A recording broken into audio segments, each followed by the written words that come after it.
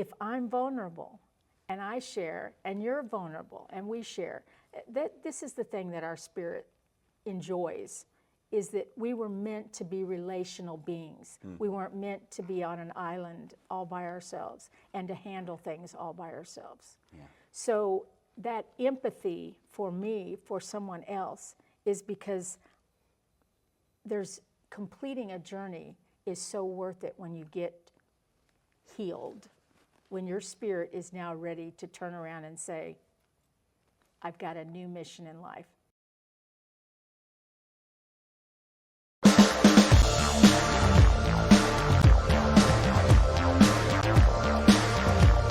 Hey, what's up, guys? It's Rush with the Unfinished Business Podcast, a podcast for veterans pursuing new life missions. Carla Wicks exemplifies extraordinary resilience and inner strength. From her service in the Vietnam-era U.S. Air Force to a distinguished career in dental hygiene, she has shown unwavering dedication to service.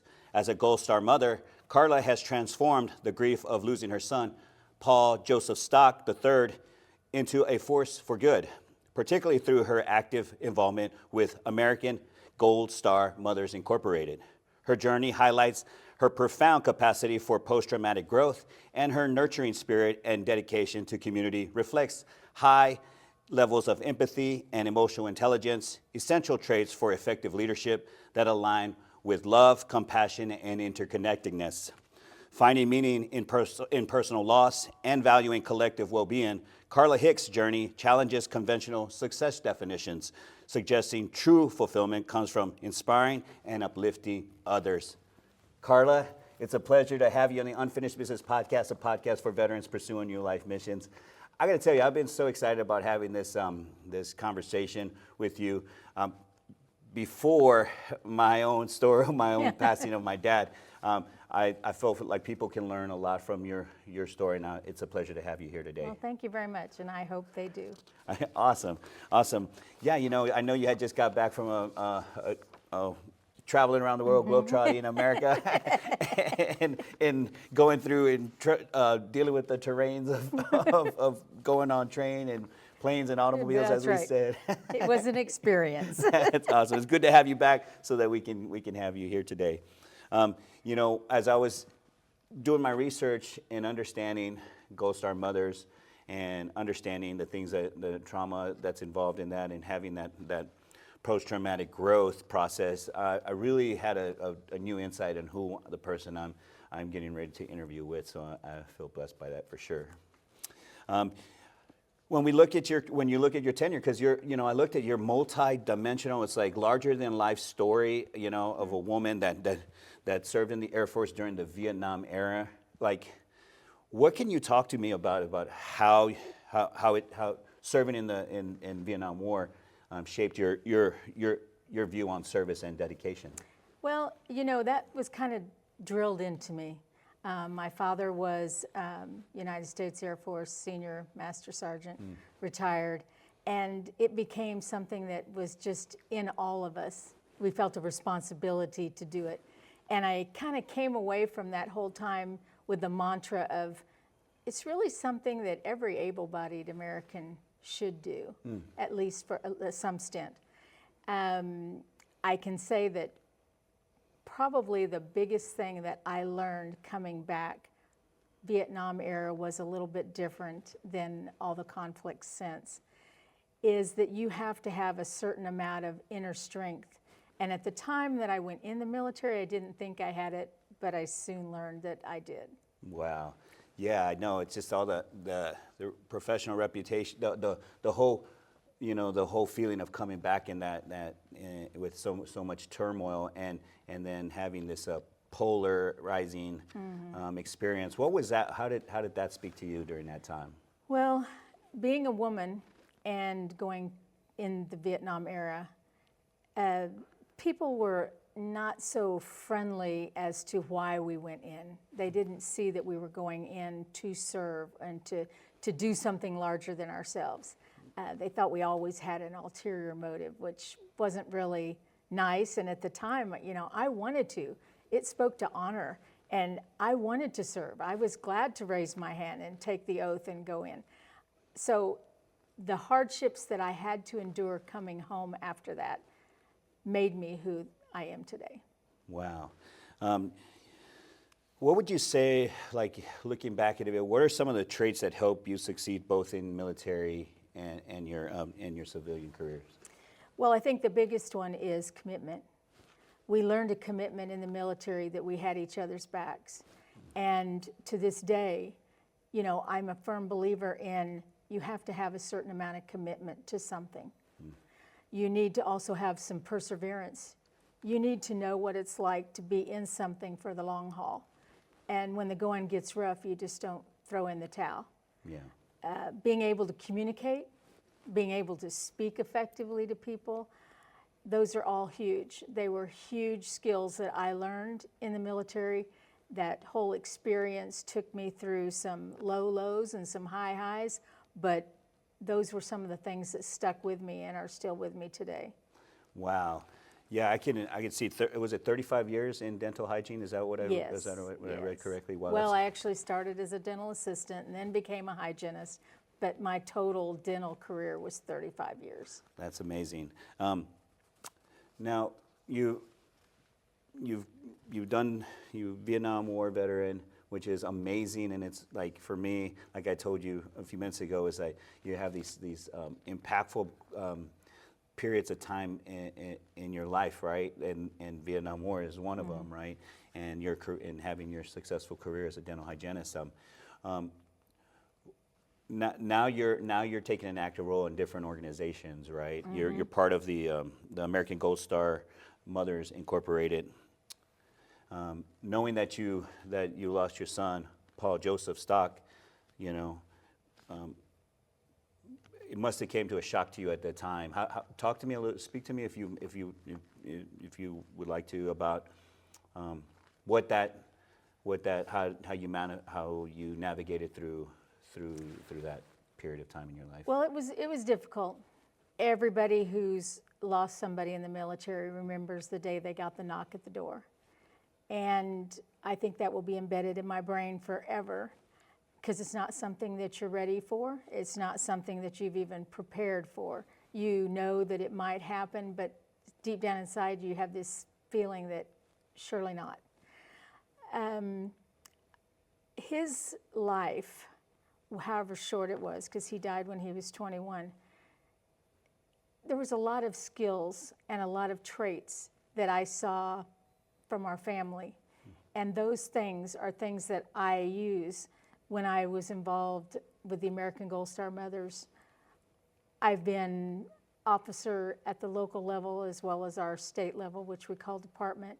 And then I also was, for a time, the national flag guard for our national organization.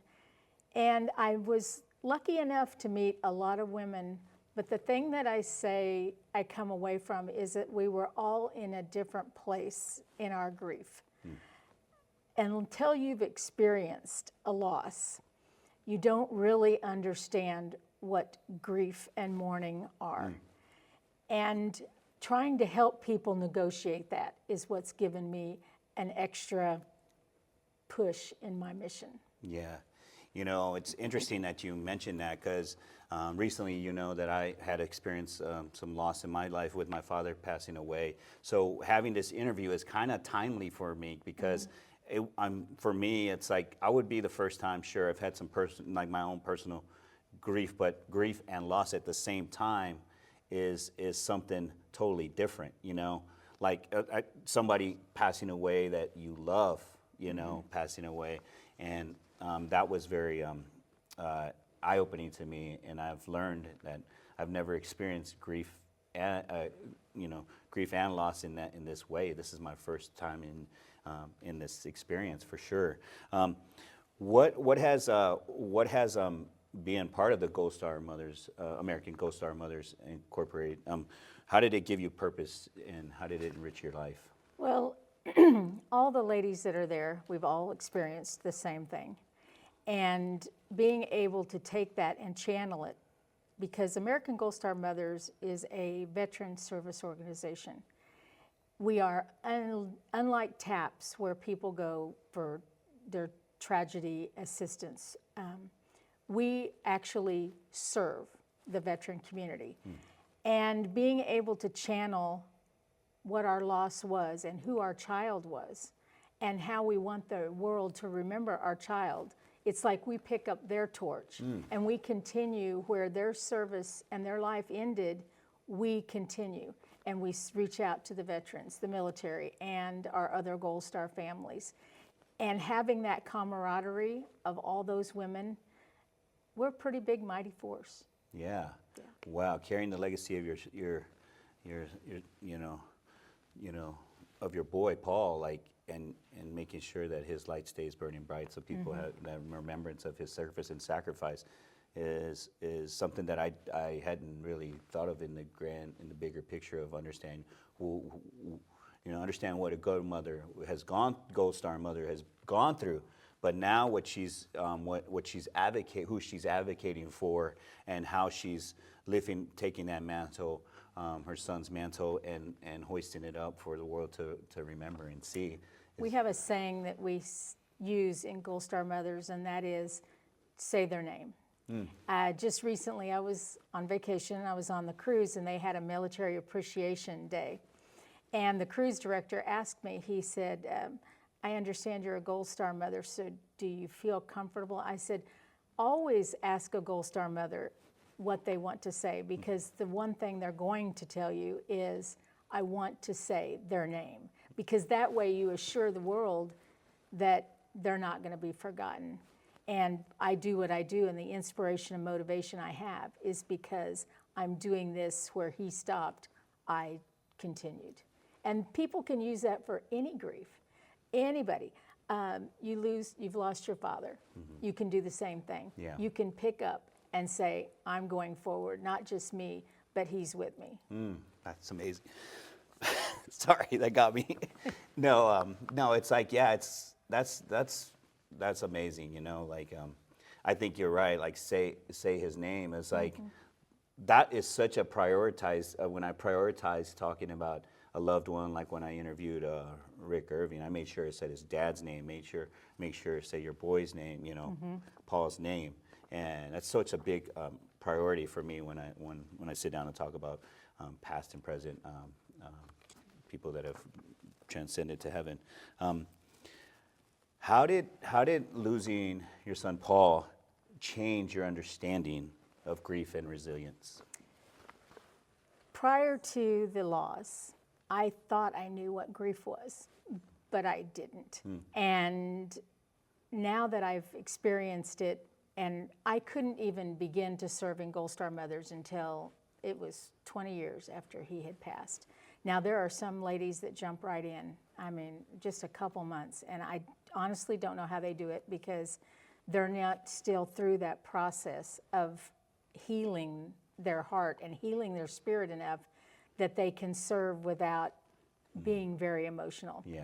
When it's so early on, we're expected to have those emotions. I mean, that's what mourning's all about. You're going to cry, because if you love hard, those emotions are just naturally going to flow. That's just our natural body.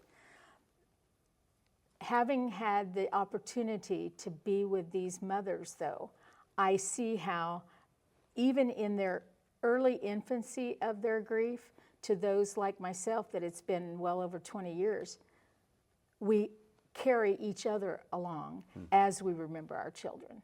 So that's what it's done for me, is it's shown me that no matter what state of grief that you're in, because it's a process, it's a journey, there are steps, and if you can't skip steps, but once you do them all, you get to a place where your heart and your spirit is healed enough that you can now take on another mission in life. Wow. Which is what we've all found. Every single one of us, if you'd have said to us before, what was your mission? Some of us, like myself, would have said, I didn't have one. I mean, I grew up in a family where I was told most of my life I probably wouldn't amount to anything. And it was very male-dominated, my family was. And so I struggled a lot with trying to find what my purpose, what my mission, why was I here? But after this event, it showed me that there is a lot that you can do, mission greater than life, if you just allow yourself. and you don't get stuck in the process. Because I do see some people that get stuck. They get stuck in the anger phase. They get stuck in the denial phase. Oh, it didn't happen. Yeah. Or I'm so angry. Why did this happen? Instead of allowing themselves to go all the way through the process and then be able to look back and go, I see now, and now I can help somebody else. Because it's hard to help somebody if you're stuck in the middle. Yeah, wow, that's so true, you know, like I could see how that could get people they break their spirits, right? It breaks their spirits, and their mental, emotional, and psychological, spirit is fractured, and sometimes they never recover from that. But it's such a blessing to have an organization like American Gold Stars Mothers Incorporated around to help parents of the fallen go through the grieving process and educate them on that. And when I first started this, I said, her journey highlights her profound capacity for post-traumatic growth, and her nurturing spirit and dedication to community reflect high levels of empathy and emotional intelligence, traits essential for effective leadership that align with love, compassion, and interconnectedness. Was that right? Did I hit the marks when I said that? Yeah.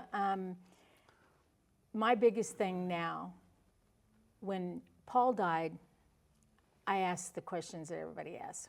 Why? As I started to recover and I had gone through the grief process, I was like, how?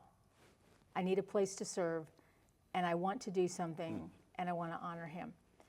This resilience that only comes because you've gone through something and are able to look back and get something from it. I said, if nothing ever happened that Paul's death would mean something to someone, I make it a big point. I don't hide the fact that I'm a Christian and I believe in the God that saved me and the Christ that took away all my sins. I make it a point of that. So daily when I'm praying, I would say, Lord, I don't know why he's gone.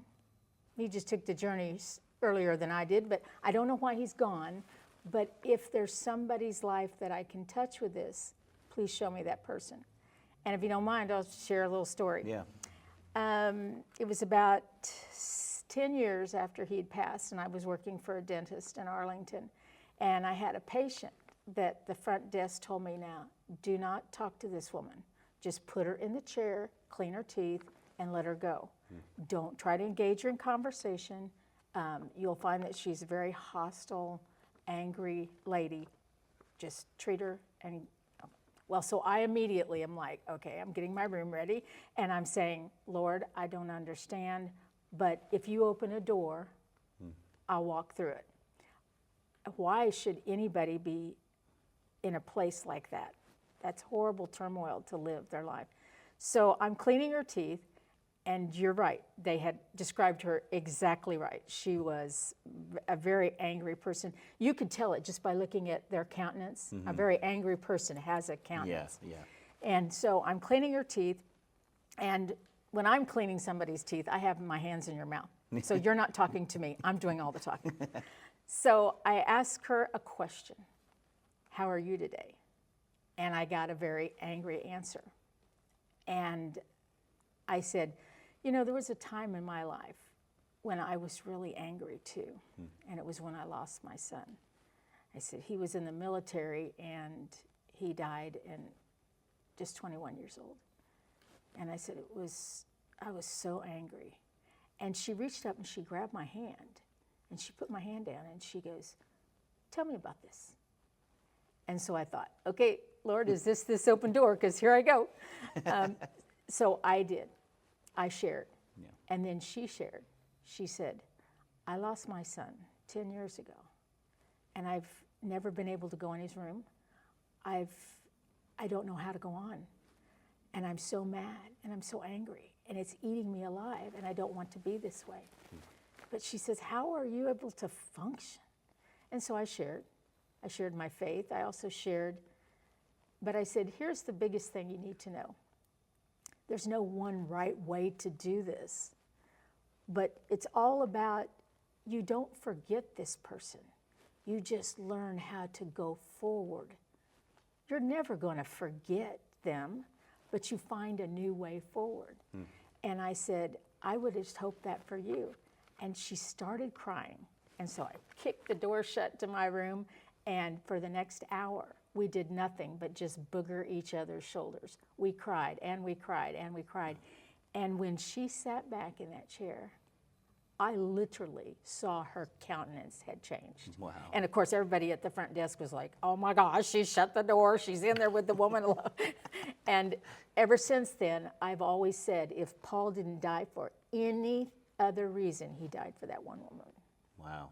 And it's made it all worth it. Yeah. Everything I do, every Yeah. place I go, everything I say, it's made it all worth it, because you never know when you're going to be in a place where you're going to touch somebody and they're going to go, I'm not alone in this, and I will get through this. And there is something beyond this that's bigger than me, and I'm going to see it when I get through this process. Yeah, that's what an amazing story, you know, in the transformational power of your son's passing, Paul's passing into this, was presented before this woman's life, you know, who was dealing with her own personal turmoil, and it just, that's omnipresent, omnipotent Christ Yeah. in that room for sure. That's amazing. Let's see. I always talk about hope, you know, like there was a time where I didn't believe in hope, right? It was like, no hope, is or isn't, that's it, right? And as I started to go through my own personal journey, I started to realize I was wrong. I also realized that there's a difference in the type of hope you have, right? How much does joyful hope, you know, as of hope, instead of hope with your fingers crossed, or like, you know, I hope, you know, angry hope, you know, but joyful hope. How much is, when you think about joyful hope, how much have you learned about that? Well, Scripture will tell us that grief comes, but joy also comes. And I'm a firm believer in, once you've completed the process, you've gotten past the anger phase, you've gotten past the denial phase, and you've let your spirit, that got a very abrupt blow when you heard of this loss, once that spirit has recovered, there is another joy. And people will say, how can you possibly say that there's joy after losing your son, or losing any loved one, or any loss, a divorce, a loss of a job, any loss that just freezes you in the middle of a storm? How can you say that there's joy on the other side? And I say, I know there is, because I have a faith. And everything, I don't know how people negotiate it without a faith that Paul's waiting for me. I'll see him again someday. He's waiting where home really is. This isn't home. Yeah. This is just some place we are trotting through together as mortal flesh and bone beings. But our spirit is going to go to another home, and that's where we will see all of those loved ones again. So that is the source of the joy. The joy is in knowing what's yet to come that we haven't tasted yet, because we're still here. Yeah. But our eternal spirit is longing for that, and that is what gives you the joy. Wow. When we think of empathy, how has your empathy grown through your experience of loss and service? Well, like I said, prior to the loss, you know, I didn't know. Grief, mourning, I Yeah. mean, it's just words that you see. Yeah. But coming out of the process and looking around at so many people that are angry, Yeah. quiet, confused, hurt, miserable, but yet if you ask them how they are, they'll say, I'm fine. I try to engage them in a conversation of, if you will be vulnerable, I'll show you my vulnerability too. Because really, that's all people are wanting. Yeah. people are wanting people to be real. Yeah. They're not wanting somebody to get up there and say, okay, here's the 10 steps and you do this and everything's going to be fine. Because no, it might not. But if I'm vulnerable and I share and you're vulnerable and we share, this is the thing that our spirit enjoys, is that we were meant to be relational beings. We weren't meant to be on an island all by ourselves and to handle things all by ourselves. Yeah. So that empathy for me, for someone else, is because there's completing a journey is so worth it when you get healed, when your spirit is now ready to turn around and say, I've got a new mission in life. You do it with that joy. Yeah. And it is something very hard to understand if a person hasn't gotten themselves to that point yet, because they still look back at all the woulda, coulda, shouldas, the what ifs, things I did wrong, things I should have done better, and that's just a laundry list of negatives instead of giving yourself one positive. And that's what I say, if every person would respect other people enough to just share one positive thing about them, this world would be a whole lot better place. Yeah. Yeah. Because people just don't do that. They avoid. Yeah. There's avoidance. Yeah. And that never helps anything. Real people are hungry for other real people. When it's not good, you need to say, it's not good right now. Yeah. It's terrible right now. I'm having a really bad day today. Yeah. And then you can engage in conversation that's really going to take you someplace. That. I love that. I love that because I have that philosophy is that everyone's looking to be inspired by you. You know, like your story, whether it's coming through a loss or whatever tragedy and triumph you've accumulated in your life, people want to be inspired by you. The people closest to you, like your friend at the grocery store, you know, they want to be inspired by. We want to be inspired by each other. You know. Well, I tell people all the time, it takes 2 valleys to make a mountain. And all of the skills and the richest things that I've learned in my life, I've learned because I trudged through the mire and the mud and the dirt of the valley to get to the mountaintop. I didn't grow sitting on that mountain. I grew in those valleys. Wow. And everybody else does too. I have to write that down after this for sure. I'm gonna put that on a note. A note. You talked about your faith. What specific ways did your faith actually help you through mourning and healing? The biggest one was knowing that I'm going to see him again. Yeah. That hope. Without my faith to believe that there's a place that we're all headed, those of us that believe in God and believe in heaven, we know that there is a place waiting for us that's much better than here, much, much better than here. And to know that our loved ones that have made the journey first, and that's just how I say it. I don't say, well, we lost them or they're gone. They took the journey first. I'm going to take the journey when it's my turn to take the journey. But that knowing that I'll see them again has been huge.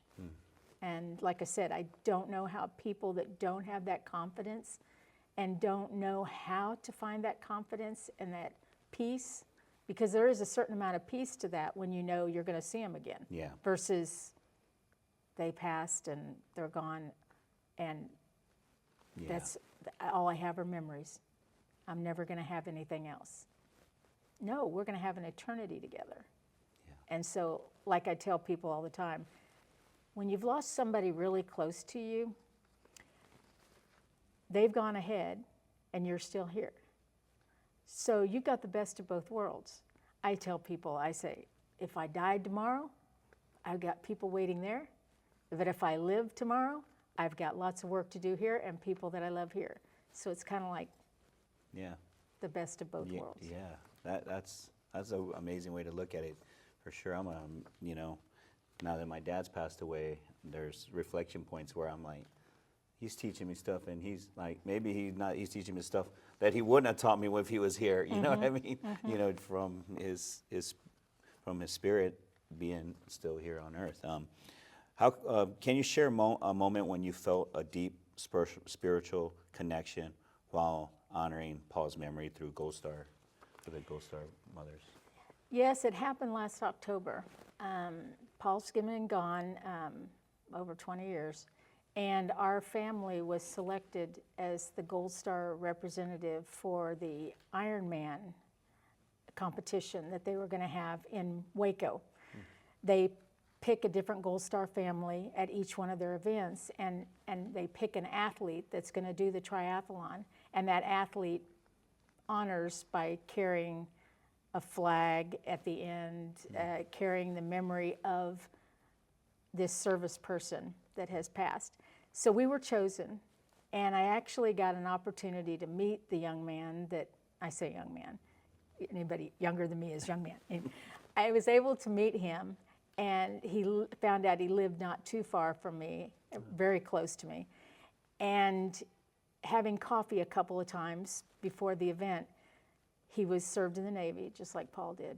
He was actually stationed in the Virginia Beach area about the same time that Paul was there. And he's just, when I would look at him, I would think, wow. It kind of shocked me because I thought, this is what Paul would probably look like had he lived, because I'm seeing an older version. You know, we get the same picture that we saw the last time we saw him. Yeah. Gets stuck in our mind. And the pictures that I have on my wall at home, his military pictures, that's what I see all the time, instead of thinking, oh no, he would be almost 50 now. So he would look like this. And for me, that was such a spiritual event, because I had never processed it like that. For in my mind's eye, he was still that 21-year-old face. And so to see another guy, that Navy veteran, got the same kind of passion and go-gettedness that my son did, it was like, that was very spiritual for me. Yeah, that's very, it's cool that you like connected with him, had coffee with him, and he competed, you know, honoring your son, Paul. It's like, that's that's great. Let's see. How do you feel your son's spirit, Paul's spirit, guides you or influences you today? Paul loved to set goals for himself. And prior to his passing, I might have had some goals for life, but they were like I might do this in 20 or 30 years. But since he's been gone, I've made it my mission, since I'm picking up his torch, to actually define some goals and actually target them with actual work to do them. And that's probably the biggest thing I've taken away from his life and his legacy, is that why can't I do the same thing? I don't have to have lofty goals that are a long way in the future. I need goals that are attainable and something I can do right now. So I've done that in a couple of areas. I've done it in physical fitness. I was becoming a couch potato, and I was like, I don't like this. And so I've channeled it into working out, dropping weight, trying to get healthier. And the same thing for service organizations. I do stuff with Gold Star Mothers, but I also do stuff with Roll Call. And serving other veterans is huge for me. So those have been goals that I've just set out there. This is something else I want to do, and go after it. Let's see. I was going to ask you a question. I forgot it. Okay, let's see here. How would you describe divine purpose in the context of your son's service and sacrifice? Well, we all have it. Yeah. It's just tapping into it and finding out what it is. Prior to when all of my children were alive and we were navigating life, it was just day-to-day, mundane routine.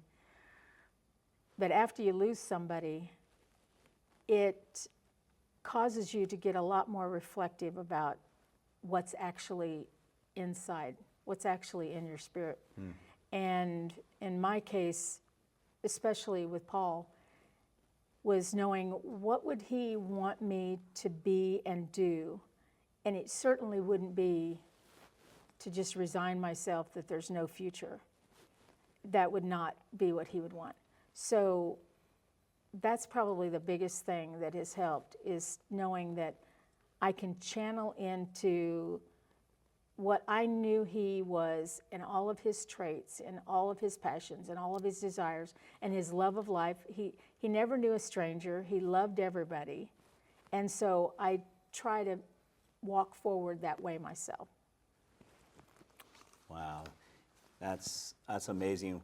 When you think, if you look at this whole veterans, you've been part of different veteran organizations. What are some of the things, a couple of pros that you say that, you know, we're hitting the marks on this, but we're not hitting the marks on with regards to advocating for veterans? Well, I think there needs to be a whole lot more work done on helping veterans reintegrate. I know not only for myself, but every single veteran that I've ever met has had a challenge, because we know, we've been there. Mm-hmm. It's very regimented. Yeah. And you have a regimented life. You know when you're going to get up, and you know when you're going to exercise, and when you're going to eat. And when you go from that kind of an environment and you come back, I can remember myself thinking, wow, people are, sorry, but they're just sloppy. I mean, they're sloppy. They don't care what they do and when they do it. They don't care what they say, and they don't care who they hurt. And I'm like, oh, whoa, you know, this would have never have flown. You know, we would have got, you know. So I think there needs to be a whole lot more done to help with that reintegration process, especially for our veterans that have been over and have seen the ugly side of war. Yeah. Because there is definite trauma that they need help with. And if they don't have the resources and some way to help them as soon as they come home, yeah, they are left to flail and try to figure it out on their own. And that's never usually going to work out in a good result. And so that's the one thing, if I was going to advocate for anything, it would be there has to be some reintegration, and especially on the trauma side, immediately, yeah, as soon as they come home. It can't be something that, well, okay, 6 months from now or 12 months from now, or, you know, take this pill and this will be better. You know, I think there needs to be more programs for them initially coming home. Yeah, I agree with you. It seems like sometimes the resocialization is one of the things. Like, there's like a, you know, you got that, you know, put your nose to the ground and march on, you know, like, you know, embrace the suck and like march on. But that can only last you so long, you know, until you finally realize that even if you're just kind of powering through, doesn't mean you've actually rehabilitated some of the things that you've actually been through. Because you'll have a mask on, you know what I mean? We'll have a mask and walk through that life with masks, but all in the meantime, you've created there's turmoil all around you that we might be ignoring at times. I remember a very good example of this was when my other son, who served 14 years in the Army, he came home and he said, I've got something to show you. I've got just this little video clip of something that I was able, I don't know if he had it legally or illegally, I don't know. But he showed us this little clip, and it was of an operation where when he was over in Iraq, they had to light up a car because it had hostiles in it. And he's describing what we're looking at.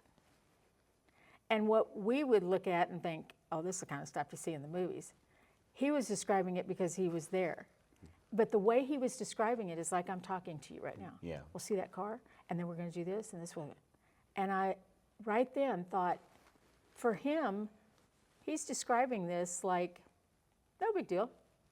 And we're sitting over here going, you know. Yeah. And that was when it really solidified it for me that he's found a way to normalize this.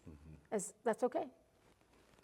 Because how else can you do it knowing that you're killing somebody? So, I mean, it was like, to me, that's what drove it home to me that, wait a minute, but you're home now, and didn't something in here, and they have found a way to wall that off when they're there to get a job done. But when they come home, there's got to be a way to help them figure out how to bring themselves back to the lifestyle where you're not facing an enemy around every bush. Yeah, I get that for sure. Yeah. It's that addiction to adrenaline and the power of premeditation and stuff like that that kind of sometimes will take us down that road. What's exciting going on with Carla Wicks now? What's she working on? What are some major projects? You talked about some of the projects that you're working on. Share a little bit about what's going on you're in Fort Worth, right? Right. Yeah. I live in Fort Worth, and I've just recently joined the board of Roll Call. So I'm going to be their events person, and I'll be getting veterans to different events that are happening around the area. That's all really exciting. Anything we can do to help treat these guys to something we deserve to do that for them. I love serving at our monthly luncheons. It's a big thing for me. Just hugging on these guys it's incredible. The camaraderie, and they'll get there at 9 o'clock in the morning just because they want to visit so bad with each other. So that's one of the big projects. I've still been dabbling, doing some community theater, and currently on my radar now is I want to have a food truck. Oh, wow. I've decided. Wow. So, my husband says, yeah, you've got an idea. Now, how much is it going to cost me? So, but it's been a passion of mine ever since my grandchildren were little, that whenever they would come to my house, I'm their Mimi, and we would have colored waffles. And so I thought, I think it's time to have Mimi's Colored Waffles, my food truck. So that's kind of my immediate thing I'm pursuing right now. That's awesome. Well, I got to know when that made my stomach. I was like, Mimi's colored waffles. I got to have that. So you make sure you let me know. We'll put another podcast on Mimi's colored waffles. No, it's such a pleasure to have you here today and have you in a time where I'm dealing with my own sudden loss and with my father passing away. I knew this conversation would bring some answers that I need to look back at when I watch this video. So that's why this conversation is so important to me right now, but it's also important because there are other people out there that are dealing with grief and loss and personal struggle. I always give my guests one opportunity to talk to the audience and say one piece of advice. What would you like to say? Well, the one piece of advice I'd like to share, since we've been spending a lot of time talking about grief and loss and mourning, is what I found very helpful for me are just 5 simple things that I do. And that is, number 1, you identify. Go ahead and own your loss. Be vulnerable. Be willing to let that guard down. Make sure that you don't get stuck along the way. Take the process, go through the phases, be angry, be in denial, but get through it. Don't stop moving forward, because the realization on the other end is that not only will you get some joy there, but you will also be able to reach back and help somebody else. But you're not going to be able to help somebody else if you're in the thick of the mire. And I start every morning with one thing, and that is that I pray and I say, okay, God, who am I supposed to meet today? What am I supposed to do? Where am I supposed to go? And I then sit back and do one thing that most people don't do, and that is I listen. Because if you'll sit and listen, He'll answer you. And then you just go and do what He tells you to do. That's beautiful. That's so amazing. I'm going to separate that audio and spread that all everywhere. So expect to see that, because that's beautiful and amazing. Seriously, I want to thank you so much, Carla, for coming out here from Fort Worth to come be on the podcast. I feel like you bring such insight with your journey in life and loss and mourning and healing, and like I said, you actually have this transformative experience that's helped you realize how you can bless other people's lives by being an active member in the community through as being a Gold Star mother and more. So I appreciate you. It's a pleasure to meet you. You too. Guys, that's it for the Rush Outrospect. As I always say, have peace and light, and you remember that the ocean refuses no river. All right, guys, it was a wrap, but Carla presented me with this book. It's called That Still Small Whisper. Carla, tell me a little bit about this book. She just sprung it on me. I gotta give her an opportunity to talk about it. And yeah. This book came out of a conversation that a group of ladies, we all got together and we had a time of sharing just a word. We'd be in our prayer time and we'd hear a certain word. And so we would study that word, talk about it, how it affected our lives. And later I took this 40 words that I had and I spread it out over 40 days, and I decided I would try to write a devotional, with the intent being the name of the book is That Still Small Whisper, because that's how I hear from the Lord. I pray, but then I wait and I listen. And that's usually the place where a lot of people say, I don't know what to do. And it's like, well, they've usually prayed and then just run off, got about their business or whatever. And this is a book to try to help people take that little bit of quiet time and just actually stop and just designate some time to actually let the Lord speak to you. And it's amazing. It's amazing when you actually sit in His presence and just sit there without an agenda or without a thought in your mind, and you just solely want Him to speak to you. He will. And this book is full of 40 different days, 40 different words, and it also has some personal stories from my family and others that on each one of these words, how you can implement them in your life.